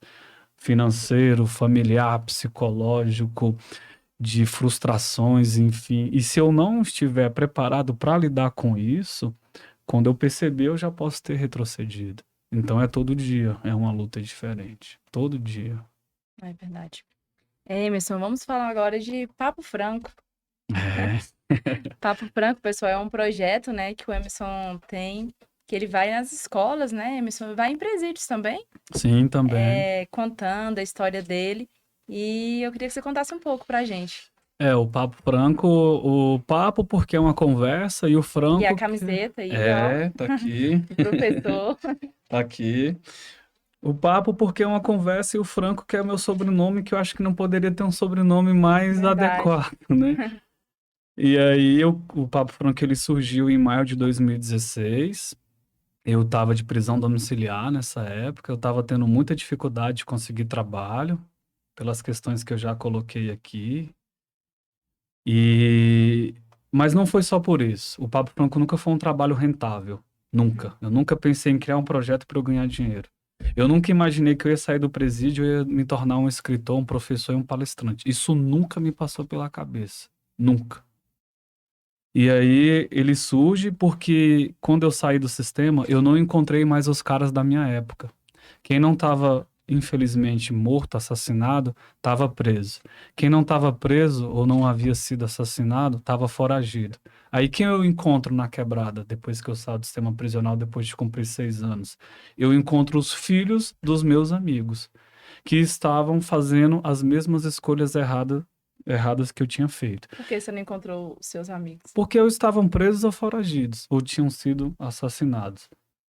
Eu encontrei 2, de 13 amigos. De 13 amigos, nós éramos 13. De 13 ali, morando na mesma rua, basicamente na mesma rua, jogando bola juntos, estudando na mesma escola, com várias questões em comum, semelhantes. Dos 13, eu só encontrei 2. Ensino fundamental incompleto, 30 e poucos anos de idade, 3, 4 filhos, usuário de droga e vendendo droga. E aí eu encontro os filhos desses meus amigos. Ali, ó, o contexto. Abandonou a escola ainda no ensino fundamental, usando droga, vendendo, assaltando, vivendo a vida infracional, a vida criminal. E isso me incomodou muito, porque eu falei, caramba, eu já sei qual que é o destino desses meninos.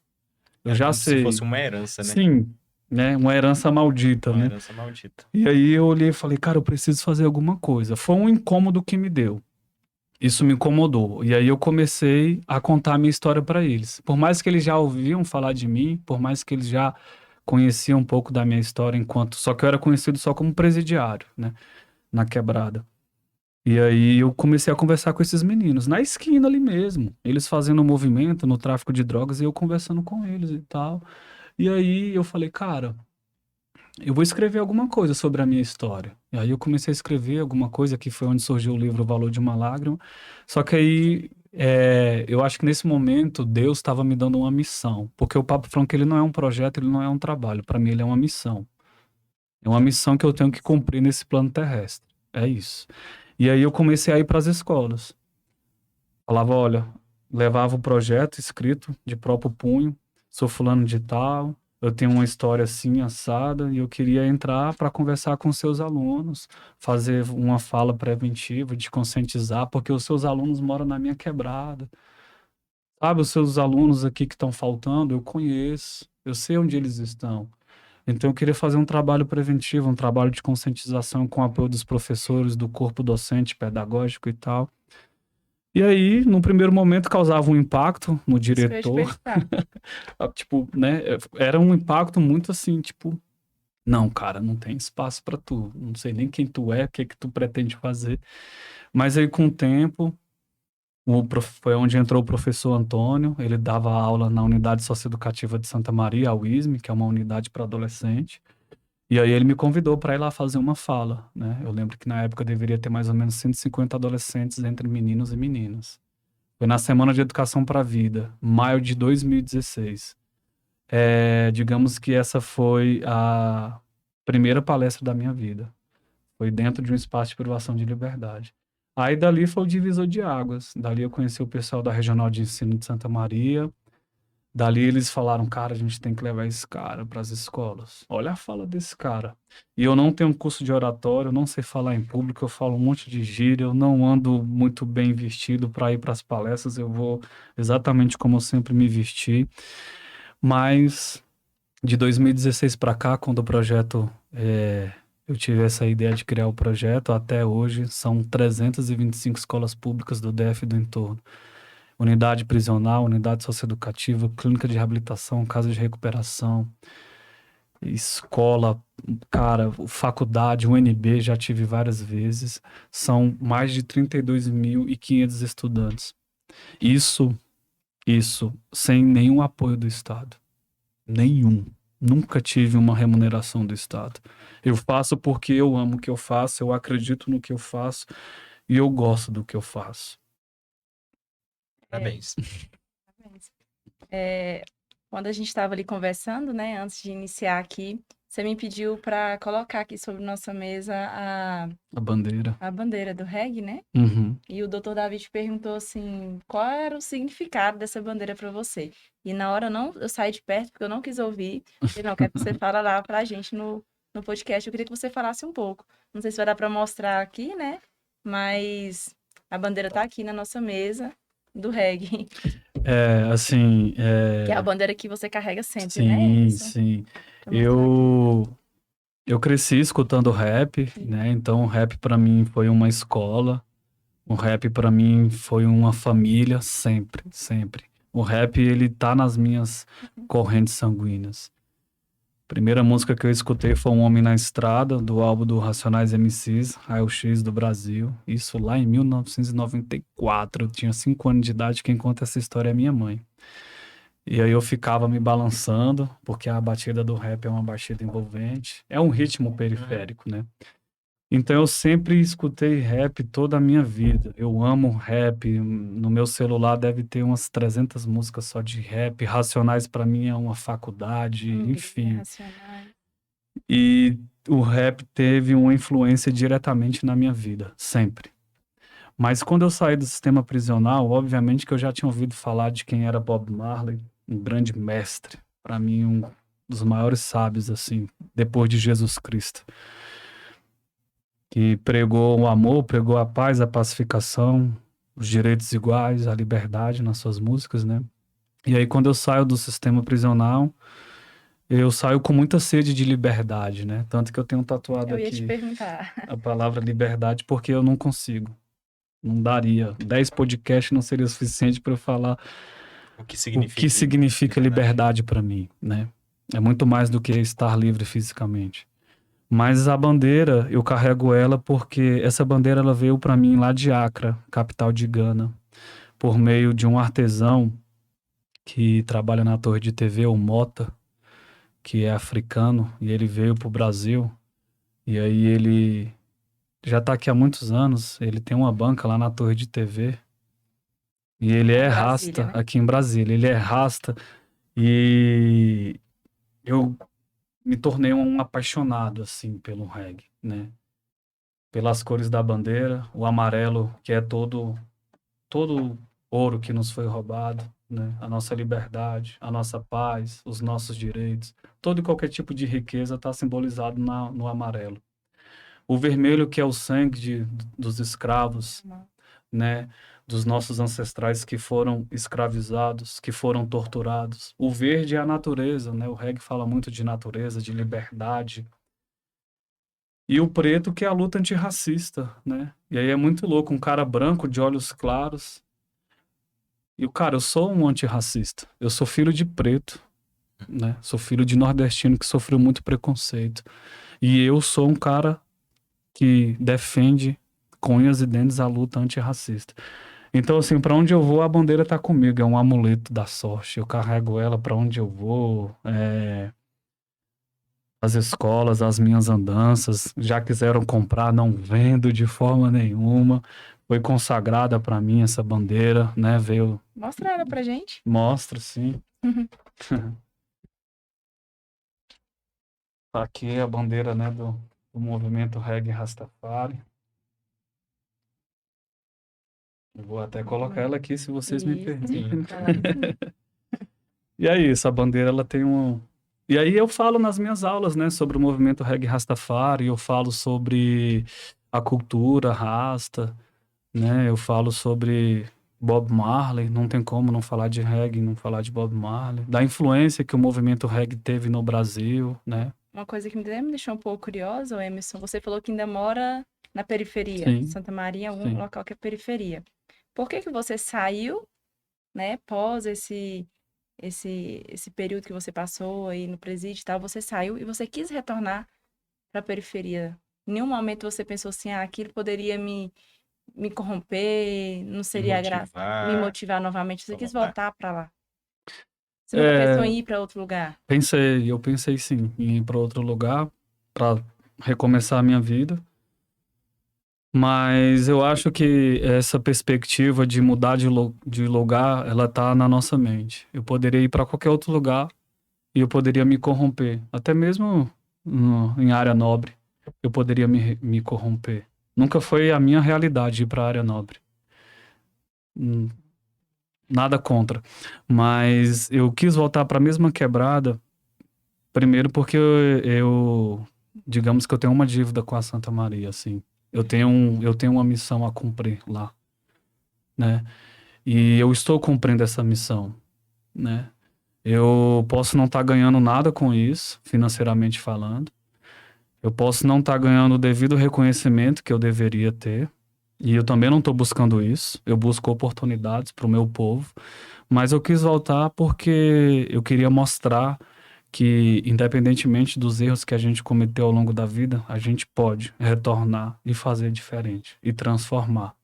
Hoje, se vocês forem em Santa Maria comigo e a gente for caminhar por lá, a gente vai, sei lá, um percurso que a gente faria em 5 minutos, a gente vai fazer em 1 hora. Porque basicamente quase todo mundo me conhece na Santa Maria Sul, Isso, né? assim, é até algo que a gente traz, assim, eu quero trazer aqui pro podcast, né? O Emerson é palestrante, o Emerson é autor aí de 2 livros, né? Uhum. 3, né? Que tem a parte 2 Tem a parte e 2. tem o O Lágrimas, valor de uma o Valor lágrima. de uma Lágrima, que esse eu tô muito curiosa. Pra ser sincera, né, doutora? Eu havia Sim. comentado que eu tava mais curiosa pra ler o Valor de uma Lágrima, porque o título mesmo chamou muito minha atenção. E assim, o Emerson, igual ele tá falando, ele vai às escolas e tá aí, pode viajar o país, pode viajar o mundo. Quem tiver interesse aí de estar Convidando. convidando, né, convidando o Emerson para levar esse projeto aí país afora, o nosso podcast, graças a Deus, tem um alcance muito bacana, né? E, e vai, né, Emerson? É, assim, nesse momento, eu não queria nem falar sobre isso, mas talvez seja importante falar. Nesse momento, eu estou passando por algumas dificuldades, do ponto de vista financeiro, do Uhum. ponto de vista trabalhista. Eu estou como professor temporário da Secretaria de Educação, mas eu estou fora de sala de aula. Então, digamos que, em outras palavras, eu estou parado, eu não estou produzindo, eu não estou trabalhando. E existe uma cobrança muito grande sobre isso da minha própria família. Tem que estar trabalhando, tem que estar servindo, seja onde for, tem que ter uma renda. O Papo Franco, para muita gente que não conhece, acha que é loucura. Tipo, cara, o que esse cara tá fazendo, né? Tá perdendo tempo, não tá ganhando nada. E parece que a impressão que dá é se você tá ganhando alguma coisa, então você tem o respeito, você tem uma propriedade de espaço. Não, o cara trabalha, ele tem um trabalho rentável. E nesse momento, eu penso todos os dias em abandonar tudo isso daqui, sabe? O livro, para mim, nunca foi pensando em ganhar dinheiro. Porque, infelizmente, vender livro no Brasil não dá dinheiro.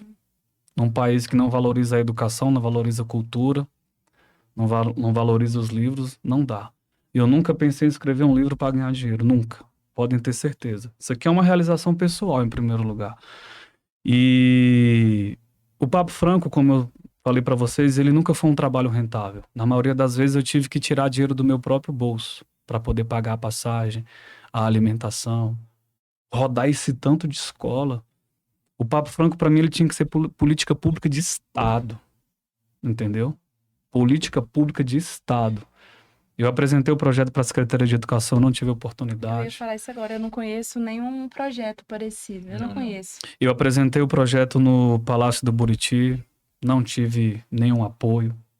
E se eu fosse esperar esses apoios do Estado, eu estaria trabalhando em qualquer outro lugar agora, servindo um rico, sabe? Mas eu acredito muito no que eu faço, né? O que eu tô passando nesse momento, essa dificuldade que eu tô passando, é também para me fortalecer de alguma forma, Sim, né? aprendizado. É aprendizado, né? Acho que não sei dizer se eu deveria ou não estar passando, se eu precisaria ou não, se eu mereço ou não, não sei dizer desse ponto de vista, mas eu tenho certeza que eu estou trilhando o caminho correto. Em algum momento, outras oportunidades vão surgir. Eu sempre vejo isso aqui como uma porta, né? Quando o doutor Davi entrou em contato comigo, vou. Falei, cara, eu moro no outro extremo da cidade, Santa Maria. Mas eu chego aí, a gente dá um jeito. Porque tudo pra mim é oportunidade, é porta. Se um adolescente que tá desacreditado nesse momento, quando o podcast ficar pronto e for ao ar e ele assimilar as ideias, entender o porquê que a gente fez isso daqui, porquê que eu consegui mudar, e ele também pode, missão cumprida, cara. Assim como o Papo Franco para você, você fala que não é um projeto, né, é uma missão de vida, o Pode Falar também é Uhum. pra gente, né, doutor? Sim. É uma realidade muito parecida, que a gente também já foi questionado. É, dessa questão financeira, não, a gente faz porque a gente tem vontade, a gente tem a intenção de alcançar alguém, de Aham. mudar alguém, mudar que seja uma pessoa. Que se esse episódio tocar o coração de uma pessoa, pra gente, a gente cumpriu o nosso papel aqui hoje. É Que isso. é isso, né? É isso. Eu sempre vou às escolas e eu já palestrei para uma pessoa e eu já palestrei para 1.500 num pátio. E eu nunca vou por quantidade, eu vou por qualidade. E eu sempre falo, é só por um. Se pelo menos um ou dois desses aqui entender, mas eu tenho muitos resultados assim de muita gente que em algum momento assistiu à formação do Papo Franco, a palestra Você e falou muito no nome Antônio. Quem é Antônio? caramba. O professor Antônio, velho, ele cara, é até difícil falar do Antônio assim pra mim, porque Você conheceu o Antônio quando estava preso ainda? não, o Antônio, quem me apresentou o Antônio foi um amigo nosso em comum, que é o William Cruz. Inclusive, deixo aqui um salve para ele. O William já conhecia o Antônio, porque moravam na mesma quadra, se conheciam. E aí o William resolveu me apresentar o Antônio. Cara, eu quero te apresentar um professor, um cara que acho que vai te ajudar bastante, que seria interessante você conhecê-lo. E aí, depois que o William me apresentou o Antônio, nunca mais eu saí de perto desse cara, né? Que inclusive tá aí. Aonde eu vou, eu faço questão de levar o Antônio comigo. Antônio tá aqui? Antônio, Antônio tem que ir. ele é um dos caras mais inteligentes que eu já conheci na minha vida. Ele me adotou como um filho intelectual e eu adotei ele como um pai intelectual. E talvez ele seja a força que você tem nesses momentos que você fala assim, num momento de fraqueza, talvez ele seja o apoio que tá ali, né? Pra não te É. deixar Eu só desviar. cheguei aonde eu cheguei, do ponto de vista de me tornar professor, de até conseguir ficar bem colocado num concurso público, coisa que eu nunca tinha feito na minha vida, de me tornar palestrante, até do meu linguajar, que mudou bastante, ele mesmo fala isso, e de ter a capacidade de escrever um livro, tudo isso eu devo ao Antônio. Ele mostrou que eu poderia ter a minha vida transformada por meio da educação. Ele me mostrou o caminho das pedras. E ele falou, e eu vou caminhar contigo. E ele tem caminhado comigo. Então, aonde eu vou, eu faço sempre questão. Se ele não estiver comigo, eu falo o nome dele. Eu mostro foto minha e dele, das nossas muitas andanças por aí. A gente já andou muito, muito. Então, assim, o que esse cara fez por mim, se eu puder fazer por alguém, cara, eu vou estar deixando, cumprindo o legado que ele deixou na minha vida. A gente falou muito aqui dessa questão do Estado, né? E eu acho que já ficou muito evidente, mas a gente está caminhando aqui mais já para o final. Eu queria que você reiterasse essa questão que era até uma pergunta que eu havia colocado aqui, que é onde a sociedade erra.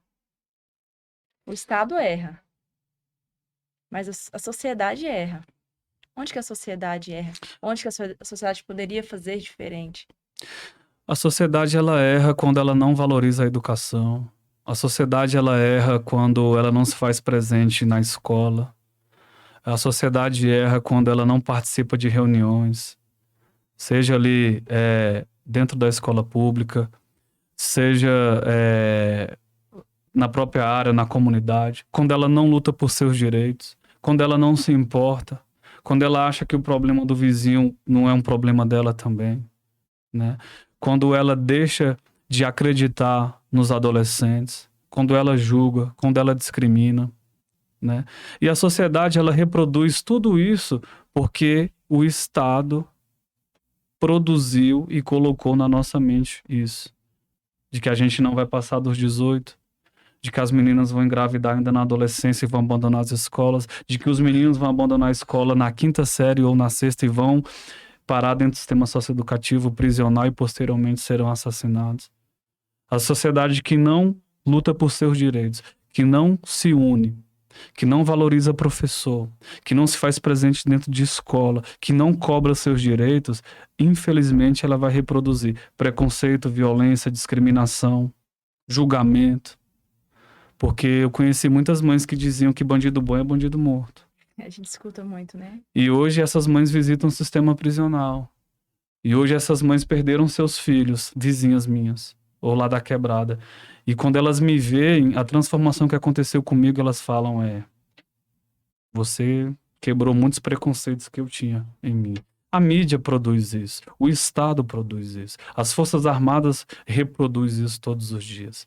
E a sociedade se vê enquanto vítima do Estado e não se liberta, e não luta, e não briga por seus direitos. Lá em Brasília, hoje, amanhã vai completar 1 semana que os professores estão de greve. E eu apoio totalmente a greve dos professores. E eu estou indo nas assembleias.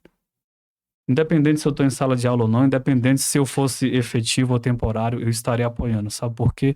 Porque tem 8 anos que o professor de Brasília, ele não tem um reajuste salarial. Não é valorizado. Que teve que se reinventar na pandemia para levar conteúdo de forma online para os filhos da periferia. Então é por isso que eu apoio. Mas em contrapartida eu vejo muitas pessoas lá na quebrada criticando a greve dos professores, mas não consegue compreender o papel que o professor tem em sala de aula, que não é só despejar conteúdo no quadro não, mano. A É importância humanizar. da educação, né? Sim. E é vergonhoso para a capital do país. É vergonhoso os professores estarem de greve. Porque professor ele tinha que ganhar tão bem quanto parlamentar e um juiz. Porque é a profissão que forma todas as outras profissões. Eu tenho pouquíssima experiência nessa área, mas eu conheço professores que adotaram os alunos. A exemplo do professor Antônio, que chegava em sala de aula para dar conteúdo, o aluno estava passando fome, estava passando necessidade. Então, para ele, o conteúdo era o de menos. Por quê? Porque alguém falhou lá atrás, a base falhou. A família negligenciou. O Estado nunca olhou para essa criança. E a educação, ela tem muito a ver com essa tatuagem, né? Com essa palavra que você carrega no seu corpo, né? A Tem. educação liberta. A educação, ela é libertadora, né? Aqui tá o nome dos meus livros, né? E eu devo isso à educação, né? Eu não, assim como vocês falaram, né? Que não escolheram fazer isso aqui, que não escolheram o direito penal, eu também não escolhi a educação. São os Né? propósitos de vidas, né? São os propósitos, né? As coisas Hoje, acontecem em determinados momentos e a gente não consegue entender. Aí lá na frente você percebe, não, eu não escolhi isso aqui. Essa situação me escolheu. Para me ensinar alguém, para fazer diferente, né, na vida de alguém. Eu não dava valor na sociologia na minha época de ensino médio. E eu concordo com você, tá te interrompendo. Concordo extremamente com você com a educação. Eu e o Dr. Davi somos a prova viva que a educação transforma. E que a educação dá caminhos diferentes, né, doutor? Abre as portas. Abre as portas. Sim. E para mim, eu acho que...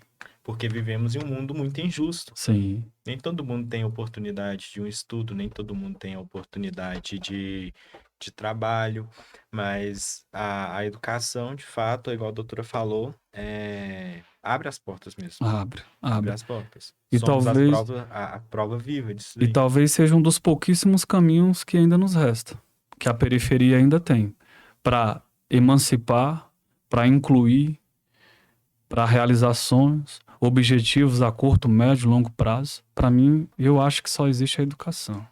Emerson, e o que que você tem para dizer aí para essa galera jovem que pensa em entrar no mundo da criminalidade ou que tá andando aí por caminhos tortos? O que que você tem a dizer para essa galera? Olha, eu vou falar pra vocês que, cara, se vocês tiverem a oportunidade de, quando assistir esse podcast, vão ter de refletir, cara, não segue por esse caminho não, cara. Eu sei que é difícil, a gente passa muita dificuldade, a gente é invisibilizado, negligenciado, mas busquem o caminho da educação, busquem o caminho da formação cidadã, escolar.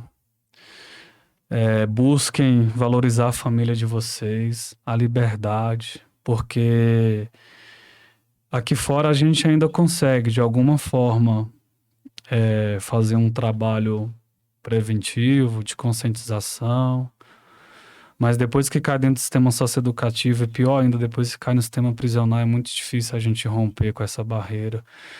Então, eu quero dizer para vocês que reflitam nas escolhas que vocês estão fazendo. Saiba que tudo tem uma consequência. Lutem de forma justa, honesta, para ter o salário de vocês, cuidar da família de vocês. Leiam bastante. Ocupem as bibliotecas periféricas. Valorizem os professores de vocês. Não se iludam com a questão das drogas, da bebida alcoólica. Não façam esse tipo de escolha, porque também é muito difícil romper com essas barreiras que são impostas pra gente. E se de alguma forma essa minha vinda aqui, essa minha fala, trouxer para vocês uma luz, uma inspiração, um referencial, que vocês tomem para vocês aí. Não sei se eu posso me considerar um exemplo para alguém, talvez sim, mas que vocês também possam ser inspiração para muitas outras pessoas, né? Se cuidem, né? Que eu acho que o maior bem que a gente tem é a nossa própria vida, o maior patrimônio, mais valioso que a gente tem é a nossa própria vida. Então escolham sempre o caminho da escola, né? Valorizem a família de vocês e saibam que a gente pode ocupar espaços públicos, sim, por meio da educação. Crime compensa, Emerson? Nunca, jamais. Jamais, né? Jamais. Eu vou mostrar aqui para vocês o livro do Emerson, Francas palavras. Francas Palavras. Dê uma olhada por alto aqui, viu, Emerson? Já quero te parabenizar. Obrigado. Antes de nos conhecermos aqui hoje, eu estudei um pouco aí sobre sua vida, sobre sua trajetória. Você, assim como esse rapaz que eu citei aqui, não tenha dúvidas que vocês é um orgulho, né, doutor? Sim. Para nós que atuamos na execução penal, puxando aqui, né, para nossa profissão, né? Que a gente luta todos os dias aí para trazer esses meninos que estão aí para fazer diferença na vida deles. Não tenha dúvidas que você, assim como esse rapaz que eu citei, é orgulho pra gente. E, pessoal, esse aqui é um dos, vale lembrar, né, que o Emerson não tem só um. Esse aqui é um dos livros do Emerson, Francas Palavras. E onde a gente consegue encontrar ele, Emerson?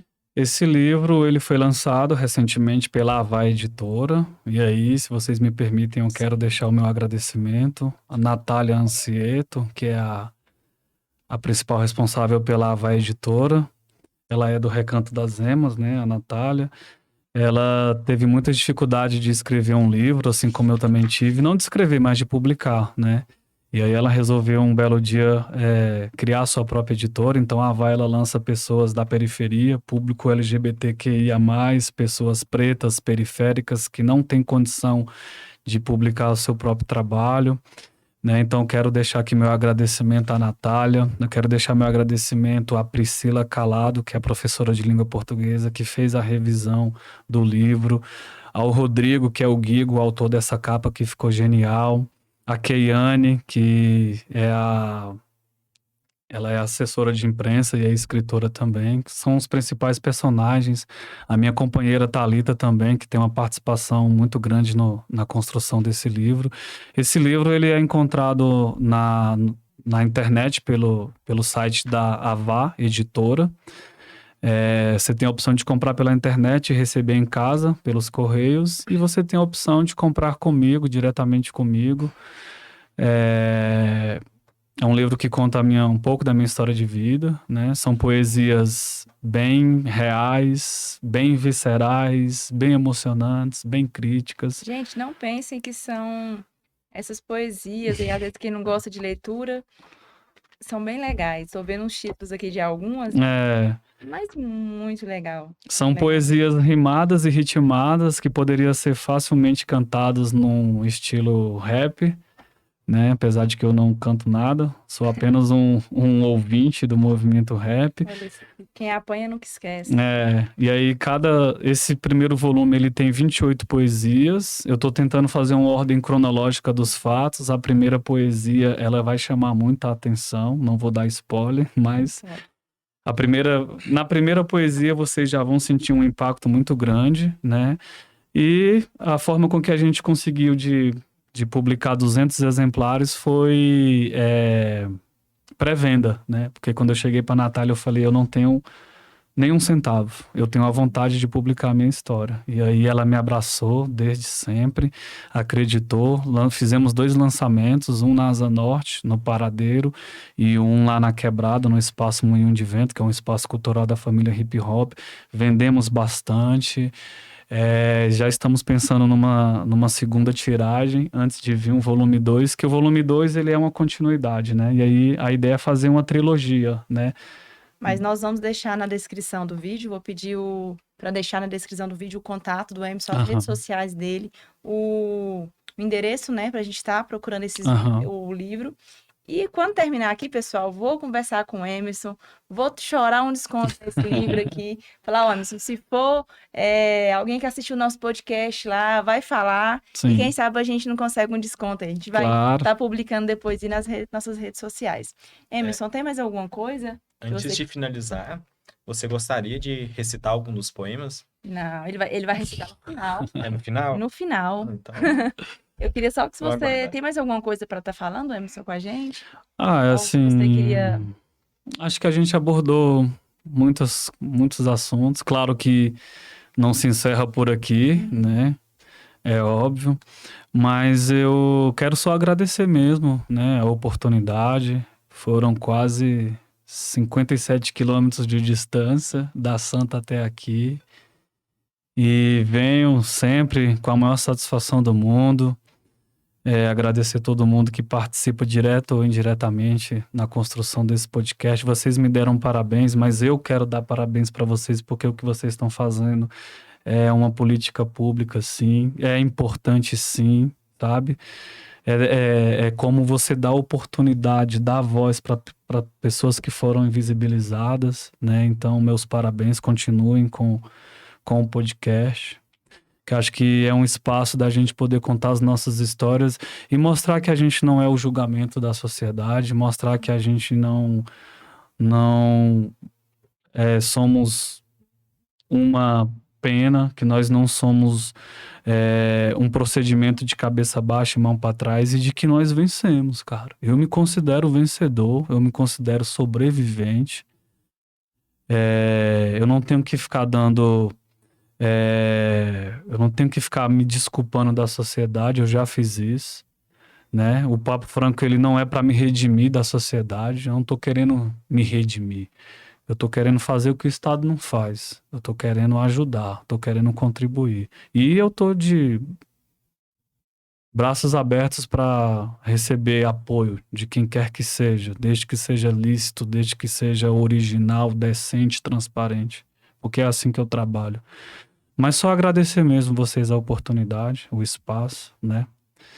E dizer que eu tô muito feliz de estar aqui e que vocês continuem abrindo portas para outros irmãos e irmãs que têm muita história para contar, só não tiveram oportunidades ainda.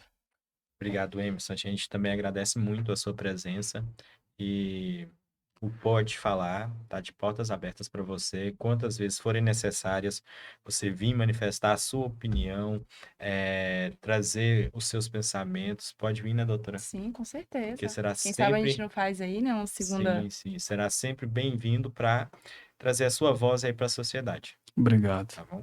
Obrigado. É isso, eu quero agradecer o Emerson, a sua disponibilidade para estar vindo aqui hoje, ao Antônio, né? O Antônio que não quis vir aqui, mas a gente vai estar conversando com ele em outra oportunidade.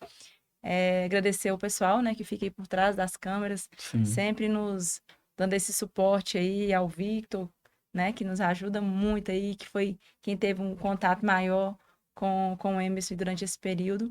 E eu vou deixar no link da descrição, né, aqui no YouTube, vou deixar o endereço do Emerson, da editora, para estar entrando em contato para ver essa questão do livro, e das redes sociais dele também, né, caso alguém tenha interesse. Emerson, foi uma satisfação enorme tê-lo aqui. E eu gostaria muito que você terminasse. Agora pode. Agora pode. Eu gostaria muito que você terminasse aqui esse episódio, né, recitando algum poema. Sim, eu tenho um poema que eu acho que é uma das coisas mais preciosas, assim, que eu já escrevi em toda a minha vida. Eu não sei se dá tempo de recitar todo, porque os meus poemas, eles são muito grandes. É o que Conceição Evaristo sempre fala, né? Grande escritora brasileira. É a escrevivência, né? Eu escrevo vivências. Mas tem um poema chamado Entre Grados e Virtudes que eu escrevi quando eu estava no sistema prisional e que já ganhou o prêmio na UNB, já foi trabalhado em sala de aula, já foi tema de prova na Unidade Internação de Santa Maria, que ele conta basicamente o sofrimento que a minha mãe passava quando ela ia me visitar. Eu escrevi esse poema num pedaço de jornal velho que eu tinha passado creme dental dentro da cela, esperei secar e aí eu escrevi. Num primeiro momento não foi pensando em ser poema. Foi meio que um desabafo, assim, né? Como diz Racionais na música deles, O Diário de um Detento. E aí ela diz mais ou menos assim. Eu vou trazer alguns trechos, não sei se consigo recitar todo, que é um pouco longo. Ela se chama Entre Grados e Virtudes. Poema, poeta, poesia, a imagem do teu semblante reflete a virtude da minha alegria. Ela me abraça e eu perco medo, me sinto protegido, tenho o seu nome tatuado em meu braço esquerdo. Eveline Marques, o nome da minha mãe. Humildes pessoas vestidas de branco se abraçam numa simples manhã de quarta-feira. O homem de preto que nos observa não entende que amor de mãe vence qualquer barreira. À espera da liberdade se encontra um simples amador da poesia, Dona Eveline Marques por mim é lembrada, pela sua garra, coragem e valentia. Humilhações ela suportou e incontáveis sofrimentos ela por mim passou. Quase padeceu, mano. Ajoelhou, chorou, é o amor mais puro. Hoje minha mãe me visitou. Eu gostaria muito de poupar-te deste cruel encarceramento, mãe, pois tu nada de errado fizeste para merecer qualquer sentença. Eu, sem advogado, sem testemunhas de defesa, 7 contra 1, estava ao meu lado no dia do julgamento. Agradeço pela presença, mãe, dividimos a mesa. Numa certa visita, tua mãe me pergunta, filho meu, após anos aqui preso, o que tu me diz acerca da liberdade? E eu te respondo, mãe, com toda a minha sinceridade. Para mim, mãe, liberdade rima com realidade, saudade, que unidas trazem a felicidade.